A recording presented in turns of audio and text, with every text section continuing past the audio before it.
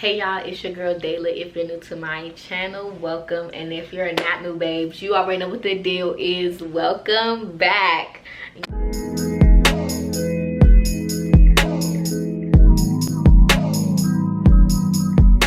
Y'all, I cannot stop smiling because this is literally my first video of this new year of 2024, and I'm just super excited for just this video in general and just for this year on my channel. First, I thought this would just be a perfect first video for the new year because a lot of people around this time, you know, are looking to start their channel or just taking their channel a little bit more seriously. And so I want to give you guys some gems, some tips, some things that I have learned throughout my process of doing YouTube. I've been doing YouTube for about 2 years now, but I didn't really get serious with my YouTube until last year, 2023.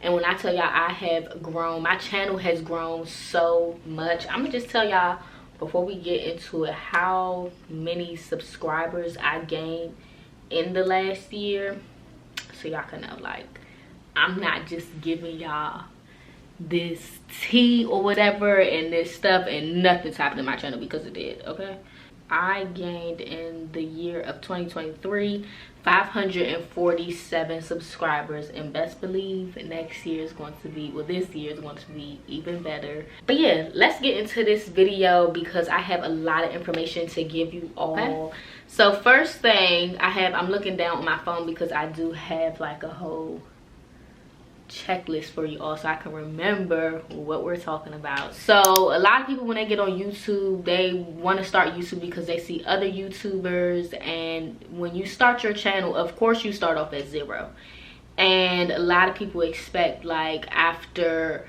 this amount of videos or the amount of work that they're putting in, sometimes they expect, like, oh, I need to be having 1,000. Why my channel not like this? I've done the same videos as X, Y, and Z and I'm not getting the same love. And to be honest, everybody's journey is going to be different regardless if y'all do the same amount of videos. If this person does less videos than you, I would just say don't compare as you're going in, and don't try to do it to be like somebody else. Do it because you genuinely want to and like to create content. A lot of people do YouTube because, you know, they see the money, and of course the money is a perk and everything. And I'm not saying, like, don't go after the money, because if you want to, go for it, you know what I mean? But also know that YouTube is not easy. A lot of people think that, you know, YouTube is just record, edit, post. No, it's a lot that goes into it. A lot of planning, a lot of, like, just recording on its own is a lot, especially if you really care about your content and how you want things to look for your audience. So yeah, but just know that your journey is going to be different from everybody else's. So I say just go for it if you truly want to go for it, and just, you know, fall in love with the journey and your growth and learning, because that's literally what you're going to be doing while you're doing YouTube as the years go by. This is my 3rd year going into it, and I just feel like I've learned so much so far, and I know this is only the beginning, for real. So the next thing, find out what you want your channel to be about, what videos you want to give your audience, and what videos you like to create. I say figure that out and put that out there. Me personally, I think it's fine either way. So I think it's fine if you have one specific type of videos that you like to put out for your audience, and you just go with that. But I also don't think it's a problem if you tap into each and everything that you want to tap into. Like me personally, I do vlogs, I do fashion content, I do beauty, like lifestyle. So it's honestly up to you, but I feel like I say really figure out in the beginning what you want to do. Don't just do what you see everybody doing, because sometimes, you know, you might get caught up in, oh, this is what everybody's doing, let me do it, and then you don't like it, your videos don't come out as well, it don't get as much views or likes or anything on it. So I say really figure out the things that you love to record. If that's vlogging your everyday life, stick to that and do that as you get started, because that'll just help you get into the flow of things. And then when you get comfortable with, you know, being on YouTube, editing and recording and everything, you can throw a little bit of new stuff in there. So no problem with that, you know. That's what I say. I feel like that's what I kind of did in the beginning, but I'm not sure, honestly. But yeah, you can tap into different things, but also know when you do tap into different things, depending on your following, your subscribers and everything, some people might, your subscribers, it might blow up, it might do good, but also know that sometimes when you give people new things, they might be a little hesitant to like really love it or like fall in love with it, because they come to your channel for a specific reason. So don't be afraid to try new videos and go a different route if you feel like vlogging isn't your route, or beauty content or fashion, whatever the case may be. But I say just play around and figure out the things that you truly love to create and go with it, because that'll help you in the long run. Next, I'm going to talk about intros. So when a lot of people get their channel, they be ready to make them intros, and one thing I would suggest when it comes to intros is not making them so long. You see a lot of the same type of intros where it's like endless pictures of people. They went through every single social media they got and all these pictures and everything, which is cute and cool. But I think the simpler that it is, the better. Honestly, I personally, I do have a couple of pictures on mine, but it's very simple and straight to the point. I feel like those are the best. As far as like right now, and like starting your channel, I think you should start off with something that's cute, but it's also simple and straight to the point, letting your subscribers know like, hey, this is my name, this is what my channel has to offer. Subscribe, follow my socials, and let's get into the video. You know what I mean? Because a lot of people's attention span is very short, and so having a long intro and they don't even know who you are for real, they're just gonna tap out. Like, some people may watch it, don't get me wrong, but a lot of them probably just gonna be like, girl or boy, whoever, next. You know what I mean? Because who are you? But yeah, and also when I said what I wanted to talk about with intros, one thing that I have noticed that has really helped my videos is when I'm making my when I'm editing my videos, I do like a little recap in the beginning, or like a clip that you feel like is like really helps promote the video, or just the best moment of your video, and putting that before your intro, because that just grabs the audience eyes and everything. So like giving them like a little snippet of what this video consists of, and then boom, here's my intro, now let's get into the video. You know what I mean? Because if you just go straight with the intro then do the recap, like, you never know, some people might have clicked off because of your intro and it was maybe way too long, where they don't know who you are.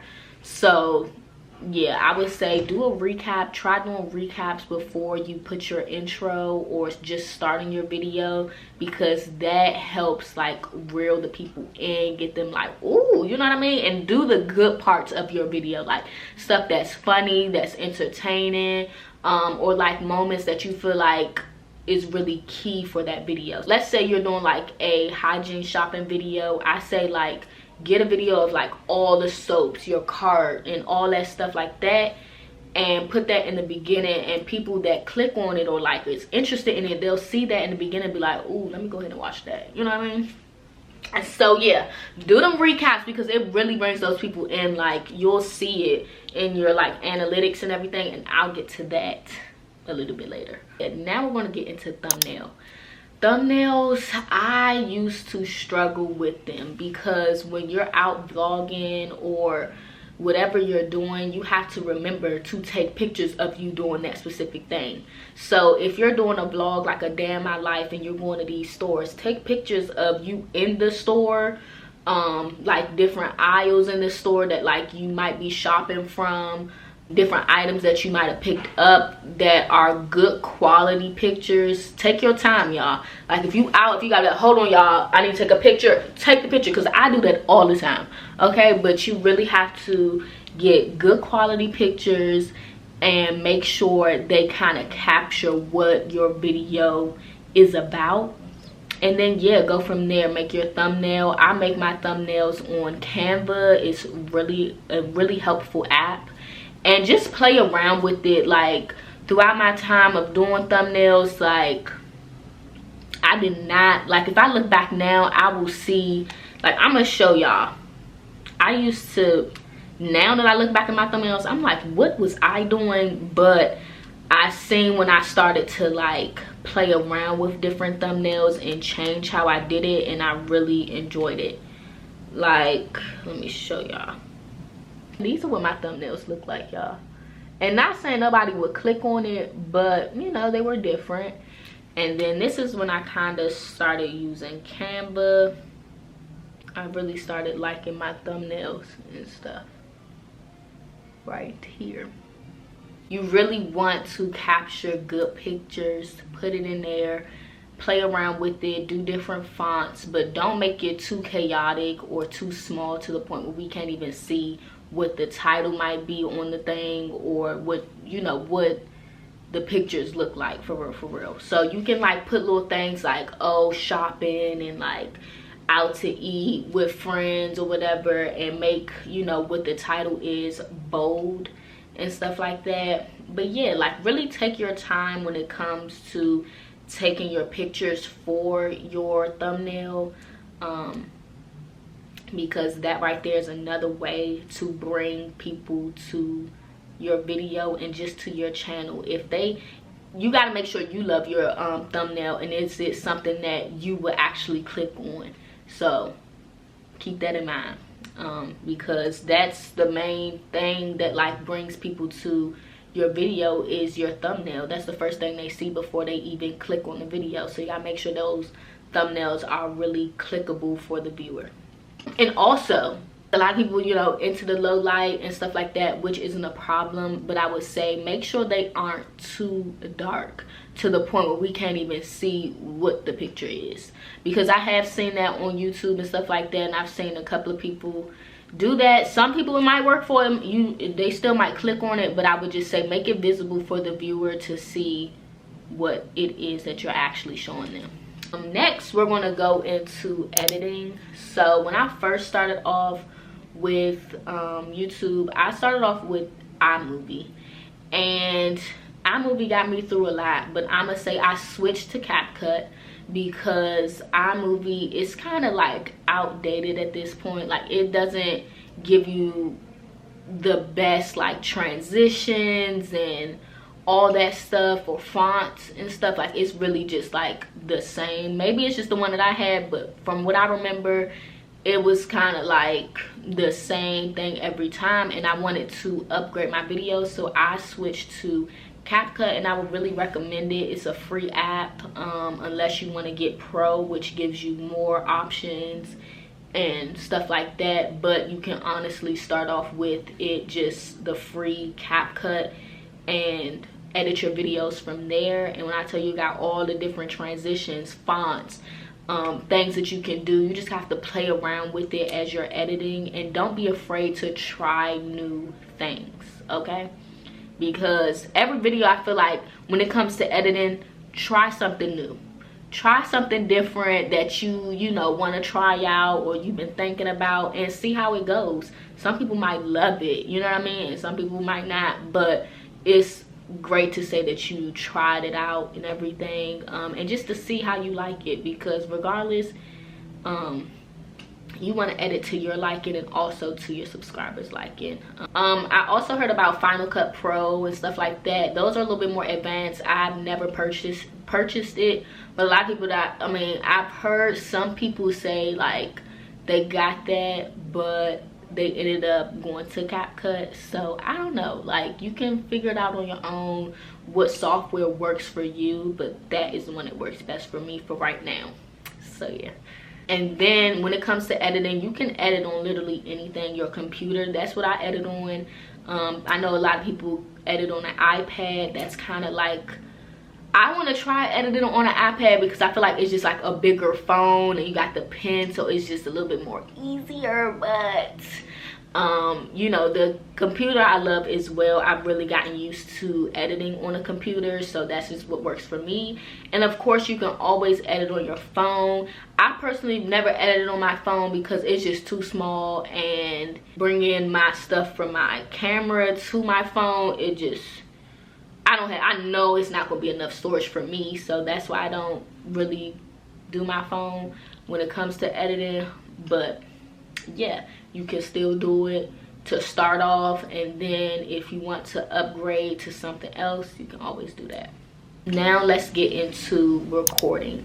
So a lot of people, I know y'all hear this, you can start off on your phone. Literally, I started off on my phone. Like, I used to have tripods for my phone and stuff like that, and I recorded on there until I saved up enough to get me a camera.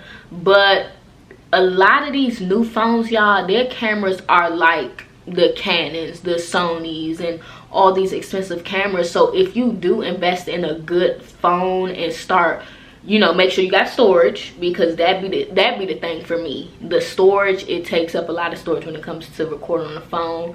But if you making sure you got your storage, you got the iPhone 15, use that back camera and that front camera be working good too, you're good to go. Like, you don't even have to pay for a camera and everything. But I personally have a Canon G7X Mark II, and I love it. I just love the convenience of it, because like I said, my phone, I wouldn't have enough storage to do the amount of recording that I do have on this like SIM card and stuff like that. I just love my camera. So it's up to hold on. It's up to you what you want to use for your videos. But I'm not knocking a phone, because a lot of people that have big followings and everything still use phones. So it's just up to you what you like. I personally love the Canon. I started out with my phone. Not gonna lie, y'all, I'm looking for a new camera to upgrade one day. Not yet, but sometime this year I'm probably going to get a new camera. I'm thinking about going the Sony direction. I've been hearing about Sony, the Sony ZV-1. That's a good vlogging camera if you're looking for one. And the Canon G7X, either Mark II or Mark III. I don't know about Mark I. I've never seen it, but I'm pretty sure it'll work good too. And then of course they got them real big expensive cameras. One day I'll get to that level, but right now I'm gonna stick to the vlogging cameras because they work fine for me, okay? But yeah, so don't be afraid to record on that phone, because when I tell you, it's gonna do you right. And then also, I would say when it comes to recording, this is something that I'm working on for myself, is if you're on TikTok and you're trying to use another platform as well to bring people to your platform, especially on TikTok, I would say when you're out vlogging or doing any video that you are recording, take like little short snippets of you out and make a TikTok and put that out as kind of like a snippet to your YouTube video, and that can bring in more people to come and watch your video from TikTok, because they're like, ooh, okay, I like her content and everything. I like this little mini vlog that she gave me. Let me go watch the full one on her YouTube or on his YouTube, or whatever the case may be. And that also ties into shorts as well. Shorts on YouTube really help with your watch hours and everything. Don't get me wrong, it is like 100, or what is it? It's something million that you do have to get in order to start getting paid with shorts. Yes, 10 million. But it's okay. But we don't look at the numbers, don't look at that. Just create, and then one day you'll hit it. And then, as always, a lot of people say in these videos, being consistent. I'm not gonna lie, I used to slack, and I used to be taking breaks here and there. I'm not saying that I didn't take a break recently, because I did just take a little break. But I've noticed when you are consistent and you're consistently giving your subscribers videos that they like and everything, your channel grows tremendously. When I tell y'all, in October, I don't even know like how much my subscribers grew, but it grew a lot. That's the reason why I grew so much this year and everything, because I was consistent. I was giving them the things that they wanted to see, and it just so happened to be a good video, and that brought in a lot of new people to my channel.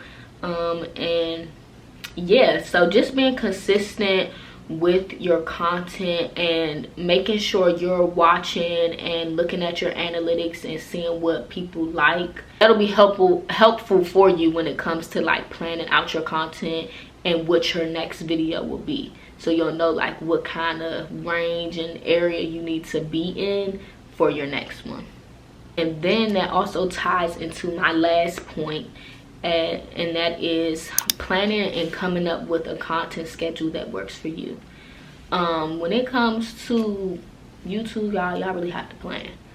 I tried to wing it sometimes and everything, but I felt like it was best for me to really plan out the videos that I wanted to do and the times that I would do it and everything, and when I would post it. Because when I put myself like on a schedule and everything, it just worked best for me, because I was like, okay, I know I need to do this needs to be up for them on this day, and this is the video that I want to do. So just take that time out on your free time or whenever you get a chance to really plan out your content, plan out the things that you want to give your subscribers. It's also a good idea to ask on your socials like videos that they want to see and everything, because that also, you know, gives you ideas and everything. And there's so many videos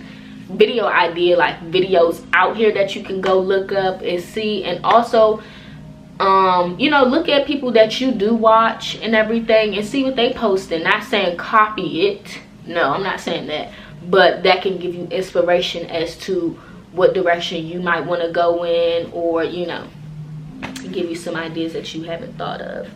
But yeah, so this is the end of this video. I hope y'all really enjoyed this and y'all grab some information from here and utilize it, because I promise you this will help you grow your channel and just be consistent and really know how to move forward with starting your channel, or you know, getting it back up or getting it started.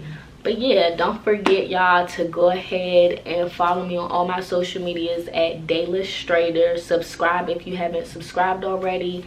Like and comment and share this with a friend if they trying to start their YouTube channel. Be like, girl, here you go, here's some advice for you. But yeah, I hope y'all stick around, and I'll see y'all later in the next video, and Happy New Year. Mwah.